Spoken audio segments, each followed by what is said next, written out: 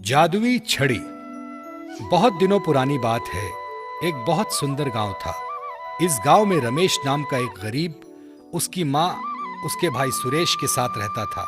वो मेहनत मजदूरी करके अपने परिवार का पेट पालता था।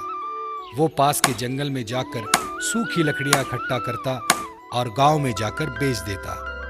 उस जंगल में विशाल पेड़ था। लकड़ियां जमा करने के बाद रामू उस पेड़ के नीचे आराम से बैठ जाता था। कुछ देर आराम करके लकड़ियां बेचकर रमेश को जैसे ही पैसे मिलते थे वो लेकर घर चला जाता था। माँ, बहुत भूख लगी है आज, जो भी होगा दे दो। चलो सुरेश, खाना खाते हैं, रमेश बोला। माँ ने दोनों को बासी रोटियां परोसी।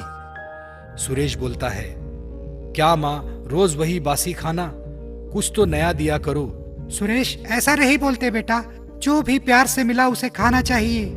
रमेश बहुत मेहनत करके पैसे लाता है, जिससे हम सब बासी रोटियां तो खा सकते हैं।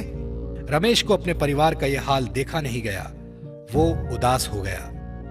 हमेशा की तरह रमेश रोज जंगल में जाता, सूखी लकड़ियां जमा करता और उस पेड़ के नीचे बैठ जाता। लेकिन रमेश आज ज्यादा ही चिंतित था। उसे समझ नहीं आ रहा था कि वो क्या करे। तभी एक चमत्कार हुआ। उस विशाल पेड़ की आत्मा प्रकट हुई। उस पेड़ ने रमेश से पूछा, हे बेटा, तुम इतने चिंतित क्यों बैठे हो? क्या बात है? तब रमेश ने कहा, अरे तुम बोल भी सकते हो? जी हाँ बेटा। तब रमेश ने उस पेड़ को अपनी हालत बताई। तो ये बात है, पेड़ बोला। तभी उस पेड़ ने चमत्कार करके जादुई छड़ी रमेश को दी। एक मामूली लकड़ी की छड़ी, इसका मैं क्या करूंगा?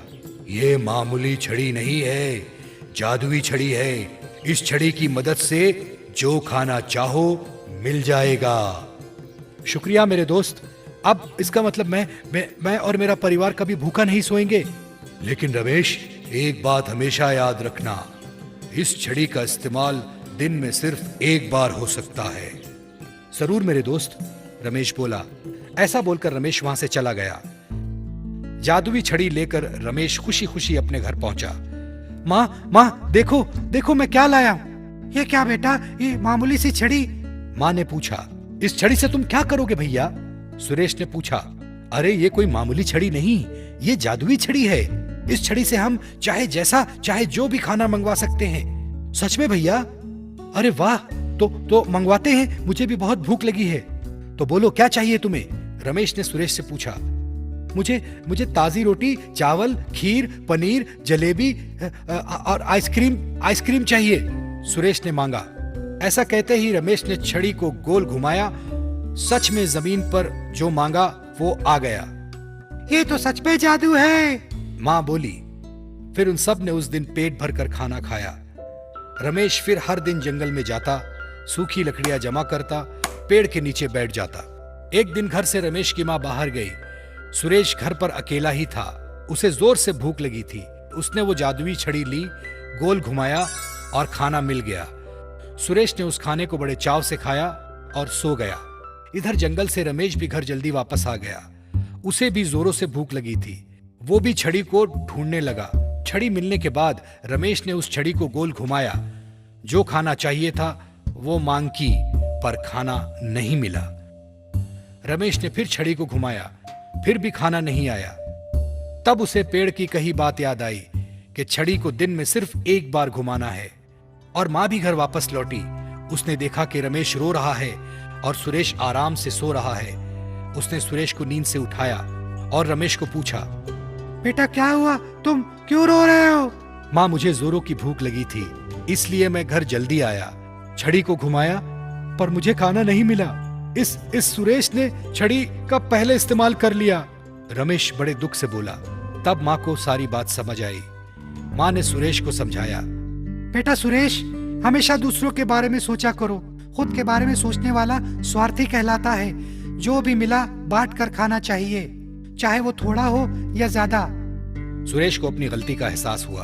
उसने रमेश से माफी मांगी, पर तब तक देर हो चुकी थी, क्योंकि रमेश और उसकी मां को सुरेश के स्वार्थ की वजह से भूखा रहना पड़ा। तो बच्चों, क्या समझे इस कहानी से कि हमें कभी स्वार्थी नहीं होना चाहिए और खुद से पहले परिवार के बारे में सोचना चाहिए। दिन में मारे गए थे। अब उसका अपने इस दुनिया में बस चाचा चाची ही थे। बेटा, तुम हमारे साथ चलो। नहीं जी, आप ये क्या बोल रहे हैं? मैं इस लड़की को अपने घर पे नहीं रखूंगी। अरे, तुम ये क्या बोल रही हो? अब हमारे अलावा इसका है ही कौन? वो जो भी है, हमारे घर में वैसे भी गरीबी छाई रहती है और ऊपर से इस मुफ्तखोर को पालना, नहीं बाबा नहीं। अरे, ये तो बस एक छोटी सी बच्ची है, जैसे हमारी पायल वैसी ही ये है। तुम मेरी बेटी की तुलना इससे मत करो। एक तो ये अपने माँ बाप को खा गई है, हमारे घर आकर हमें भी पनौती लगाएगी। ऐसा कुछ नहीं होगा, ये मेरे साथ ही रहेगी। और अगर तुम्हें इसके साथ नहीं रहना तो तुम अपने मायके जा सकती हो।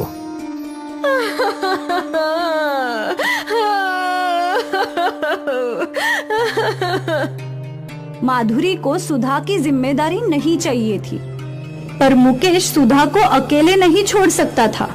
खैर, सुधा मुकेश और माधुरी के घर चली गई, पर यहाँ माधुरी ने उसके साथ बुरा बर्ताव शुरू किया। ओए महारानी, घर में क्या झाड़ू तेरी मरी हुई माँ मारेगी? मैं अभी मार देती हूँ।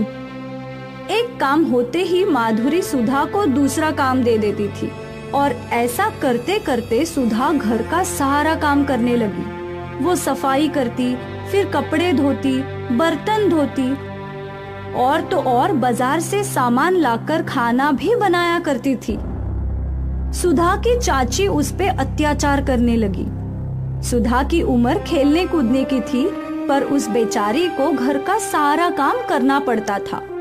माँ, मुझे भूख लगी है। ओए महारानी, चल मेरी बेटी के लिए खाना लगा। सुधा ने पायल के लिए खाने की प्लेट भरी और फिर जब वो अपनी प्लेट भर रही थी तो माधुरी ने उसके हाथ से प्लेट छीन ली। ये किसके लिए खाना भर रही है?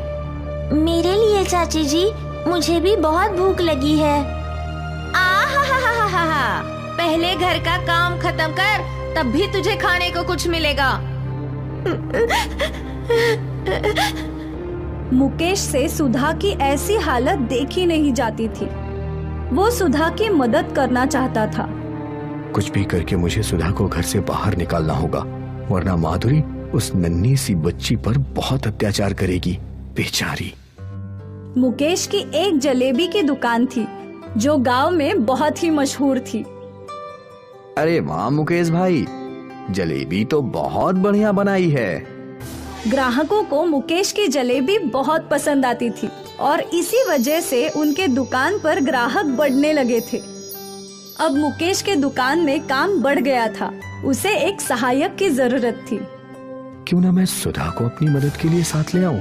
वो मेरे साथ रहेगी तो उसे काम भी करना पड़ेगा और बाहर पेट भर के खाना भी मिलेगा। ये सही है। उस दिन मुकेश घर गया। माधुरी, कल मैं सुधा को अपने साथ दुकान पर ले जाऊंगा। क्यों भला? क्योंकि मुझे एक सेवक की जरूरत है। अगर मैं एक नौकर रखता हूँ तो उसे पगार देनी होगी। सुधा तो मुफ्त में काम करेगी। हाँ, अच्छा है, आपके पैसे बचेंगे। हाँ बिल्कुल। सुधा मुकेश की बातों में आ गई थी। अगले दिन से सुधा मुकेश के साथ उसकी दुकान में जाने लगी। चाचा जी, मुझे क्या करना है? पहले तू तो कुछ खा ले, फिर बताता हूँ। मुकेश ने सुधा को समोसा और नमकीन दिए। सुधा ने खुशी खुशी खाए। मेरा पेट भर गया चाचा जी, अब बताइए क्या करना है? बेटा, मैं तुझे यहाँ काम करवाने के लिए नहीं लाया, बल्कि काम सिखाने लाया हूँ, ताकि कुछ सालों में तू खुद आत्मनिर्भर हो सके और तुझे अपनी चाची की खरी खोटी भी ना सुनना पड़े। मैं सीखूंगी चाचा जी। बहुत अच्छे गुड़िया। और उस दिन से मुकेश ने सुधा को जलेबी बनाना और बेचना सिखाना शुरू किया। कुछ ही दिनों में सुधा जलेबी बनाना सीख गई। अरे वाह गुड़िया, ये तो एकदम बढ़िया बनी है। बिल्कुल आपकी तरह। हाँ, मेरी तरह। सुधा खुश थी। वो पूरा समय अपने चाचा जी के साथ दुकान पर काम करती और चाचा जी बड़े प्यार से उससे बर्ताव करते थे। जब वो रात को घर लौटती तो उसकी चाची उसे खरी खोटी सुनाकर थोड़ा काम तो करवाती ही थी। आ गई महारानी, खाना खा ले और सारे बर्तन धो लेना। ठीक है चाची। पर छोड़कर चली गई। अच्छा हुआ, चलो बला टली। मुकेश मन ही मन खुश था कि उसकी भतीजी जल्द ही अपने पैरों पर खड़ी हो जाएगी और उसे किसी के सहारे की जरूरत नहीं पड़ेगी। यहाँ सुधा भगलपुर पहुँची, बूढ़ी मौसी के घर। मौसी अकेले रहती थी, उन्हीं के साथ थी। उन्हें एक साथी मिल गया। दादी माँ, मुझे जलेबी की दुकान डालनी है। हाँ, मुकेश ने बताया है मुझे। नुक्कड़ पर मेरी 2 दुकान है, तुझे जो पसंद है उसमें तो अपनी दुकान खोल ले। दादी माँ, आपके पास इतनी संपत्ति है तो पर क्या फायदा, मेरे साथ किसी को नहीं रहना। मुझे अकेले और लाचार कर गए मेरे परिवार वाले। मैं हूँ ना दादी माँ, मैं आपके साथ रहूंगी। सुधा ने दादी की दुकान में जलेबी बेचना शुरू कर दिया। उसकी जलेबी की सुगंध से ग्राहक अपने आप खींचे चले आते थे। अरे आधा किलो जलेबी दे दीजिए। मुझे 1 पाव किलो देना। सुधा के ग्राहक बड़े चाव से उसकी स्वादिष्ट जलेबियाँ खाया करते थे। अरे दीदी, ये तो बहुत ही स्वादिष्ट है। हाँ, ऐसी जलेबी कभी नहीं खाई। धन्यवाद। पूरे भगलपुर में सुधा की जलेबी मशहूर हो गई। फिर क्या था, लोग सुबह से लाइन लगाकर इंतजार किया करते थे जलेबी खरीदने का। सुधा दिन दुगनी और रात चौगुनी तरक्की कर रही थी। जल्द ही सुधा ने आसपास की 2 दुकानें खरीद ली। उसका व्यापार बढ़ रहा था।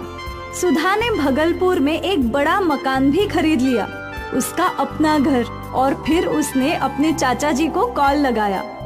चाचा जी, आज आपकी वजह से मैंने अपना खुद का घर लिया है। धन्यवाद चाचा। बहुत अच्छा बेटा, मुझे तुमसे यही उम्मीद थी। भगवान करे तू दिन दुगनी रात चौगनी तरक्की करे। खुश रह बेटा। मुकेश की आंखों से आंसू टपकने लगे। आज उसका सपना पूरा हुआ। उसकी भतीजी आज वाकई में आत्मनिर्भर बन चुकी थी। सुधा को अब किसी के सहारे की जरूरत नहीं थी। उसने अपनी सफलता खुद हासिल की थी। दोस्तों, पसंद आया ना? ऐसे ही प्यारे प्यारे लाजवाब वीडियोस देखने के लिए प्लीज आपके मम्मी पापा से सब्सक्राइब करने के लिए कहिए ना। हम और भी मजेदार वीडियोस आपके लिए ला रहे हैं। तब तक के लिए शुक्रिया। फिर मिलेंगे।